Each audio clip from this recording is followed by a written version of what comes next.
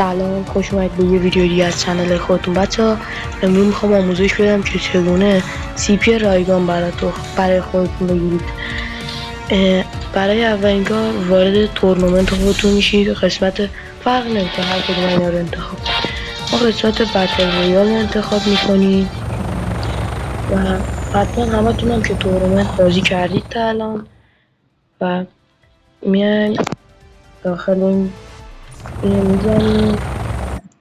وارد یه گردونه 5 تایی میشیم که 5 تا آیتم داره، یه 300 تا CP، یه 10 تا CP و 3 تا کریت دیگه. برای به دست آوردن این CP ها باید این کوپون ها رو داشته باشید. حالا این کوپون ها رو چجوری میشه به دست آورد؟ باید تورنمنت خودتون رو ست کنید، یعنی هر دستی که بازی میکنید تعدادی کوپون میده. اگه اون دست رو وین کنید 13 یا 14 تا کوپون میده، اینا میده. و وقتی که برسه به 100 یه دونه میده. حالا میخوام بهتون آموزش بدم که چجوری شانس و تعداد این کم‌ها رو بیشتر کنید. برای اولین کار که پول CP زیادی هم میخواد، 400 CP میخواد که نمیارزه آنچنانی بخوای بخریش که شانس اون رو ببره بالا و به جای یک کوپون به 2 کوپون.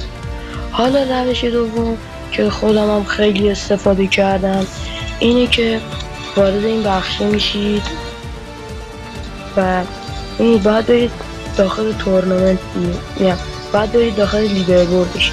مثلا این داداشمون 1513 تا داره که یکی لیدربورد رو گرفته و 30 تا هم کوپون میدم بهش آخر تورنمنت و میتونه حداقل کم کم 300 تا CP بگیره.